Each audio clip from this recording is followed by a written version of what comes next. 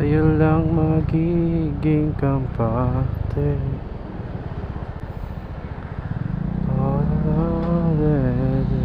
Since day one. Yo, it's Goop once again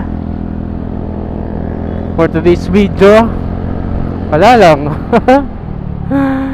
Magkakaroon na tayo ng rest day. Wala, masaya ako kasi magkakaroon na ako ng rest day. Ito na yung ano, hindi, di ba? Kapag isang linggo may rest day ka, oh. Masaya kasi may rest day ako. Magko-content ako, men. Bukod kasi dito sa TikTok, sa YouTube, meron pa ako, affiliate pa ako sa ibang platform. Siyempre, baka tumagos rin tayo doon, di ba? Nagbabaka sakali lang kung tatagos. Sulitin na natin. Kasi sayang naman kung nag-invest na tayo sa gamit eh.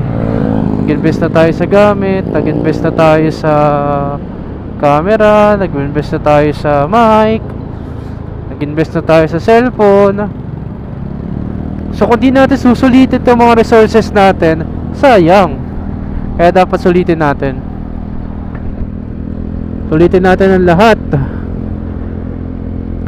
So ngayong video na to, ipapakita ko sa inyo. Mag-i-endorse mag-video ko ng affiliate, pero sasama ko to sa YouTube ko sa post. So yo guys, tignan natin tong yo guys, tignan natin tong Sun Racing. Yo guys, tignan natin tong mic ni Racing Boy. Ang gamit ko ngayon ay DJI. So kung papansinin nyo, kung inyong titignan, kung may naririnig ba kayo na unnecessary noise, ito nga palang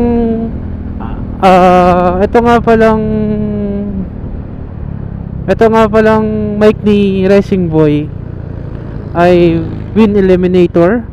So ini-eliminate niya o binabawasan niya yung hangin. Siyempre, habang gamit natin ng DJI o yung action cam natin, di maiiwasan na kapag mabilis, mahangin, o kahit mabagal ka lang, malakas na talaga hangin. So etong produkto ni Racing Boy ay nakakapag-lessen ng hangin at malalaman natin yan dito. So ngayon, gamit ko siya. Ang gamit ko ay yung product na pang DJI o yung pang action cam. Ayun yung gamit ko ngayon. So nakababa yung visor ko. Siyempre, nakababa talaga visor ko kasi maliwanag eh. Panggabi ako.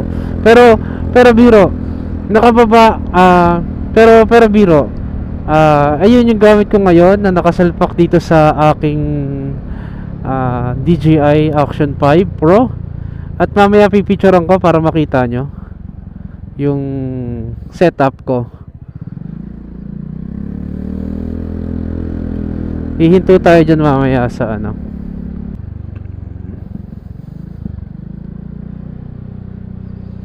Ito tayo.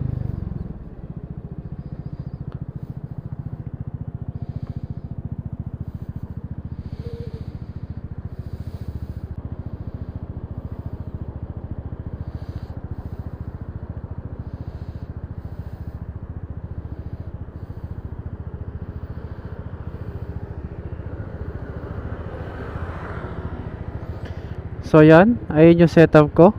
Kung makikita nyo, yan. Ang gamit kong mic yung kay DJI. Ang gamit kong mic ay yung kay Racing Boy. Ayan, nakakabit siya dyan. At ito, yung nakabukas na ako. So kita nyo yung pagka-mount ko o pagkakabit ko sa kanya. So yung narinig nyo kanina sa akin, ano yun, gamit ko na yon. So alam ko di tayo papahiya dito ni Racing Boy. So kung gusto nyo neto, asa yellow basis lang to, yo.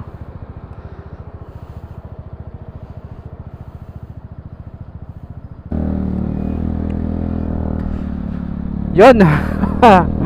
Wala ba? Tapos na. Tapos na, 'di ba? So, yun na, tapos na. So, yun, tapos na tayong mag video para sa ating post sa affiliate. Kasi, guys, share ko lang rin. Sayang kasi. So, syempre, as a beginner content creator, nag-research na rin ako ng mga bagay-bagay. Kasi parang feeling ko ang bagal ng growing ko. Ang bagal ng growth, kumbaga. So, habang nagre-research ako, nakikinig ako ng mga kung sino-sino. Oo nga, parang may mga mali ako nagagawa. Kasi unang-una, di pa ako sikat. Tapos, yung ano ko, yung niche ko, naka-align sa akin. So dapat naka-align. Uy, shoutout nga pala sa araw, oh. Ang ganda, guys. Ayun. Mabalik tayo. Tapos, 'di ba, ang niche ko naka-align sa akin. So dapat kag motovlogging lang. Kailangan mo na magkaroon ng branding, kumbaga. Yun, tikto tayo, nagulat ako. Yun. Kailangan mo na magkaroon ng branding, kumbaga, 'di ba? So kapag nagkaroon ka na ng branding, syempre may audience ka na. Kilala ka na ng audience mo, magtitiwala na sila sa'yo. Ganun yung natutunan ko. So bukod sa kailangan na consistent tayo sa mga bagay-bagay, ay kailangan rin talaga ng syempre mag-aral. Kasi katulad niyan, yung nalaman ko nga, no, bukod sa marami na nagla-like, may mga nanonood na, mahirap pa rin yung kumbaga, di siya tuloy-tuloy na nag-grow, 'di ba? So dahil sa nag-aral tayo, nag-research tayo ng pakunti-konti.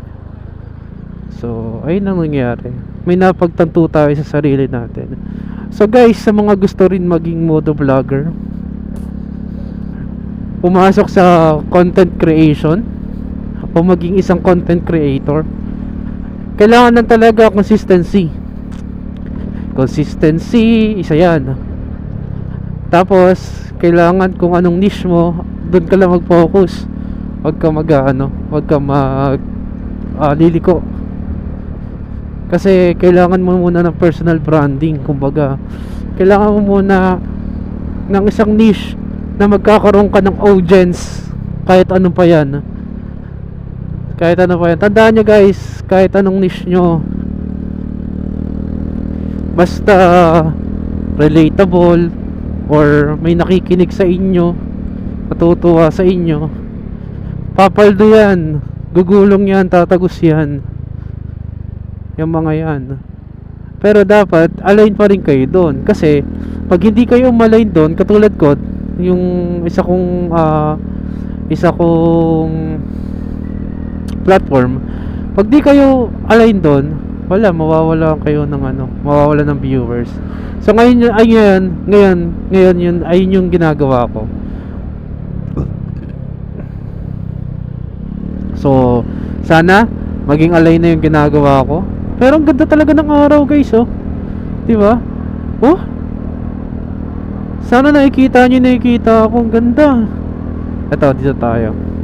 Ganda niya, shit. Oh. Gagi, ang ganda. Ang ganda niya, men. Kung alam nyo lang, yung nakikita ko, ang ganda. 'Di ba? Buti na lang naka black na visor na helmet, kasi kung hindi masisilaw tayo kasi panggabi tayo, eh. So, good morning, haring araw. Isa yan sa patunay na kapag ganyan ang araw, dapat maganda ang umaga. Yan. So, yun lang, guys. Sana natutuwa pa rin kayo sa mga pinaggagawa ko. Wala, ang content, ang ano ko lang dito, pag pauwi na ako, doon lang nakakapag-content. Pero hayaan nyo, ililibot ko kayo dito sa Marikina. Next time, ilibot ko kayo sa Marikina. Kung mga hindi taga Marikina dito, kung gustong dumaan pumunta sa Marikina, Dilibot ko kayo kapag nagka-oras tayo, or basta pag nagka-oras tayo, kasi 12 hours 12 hours yung duty natin eh. Di ko alam kung hanggang kailan.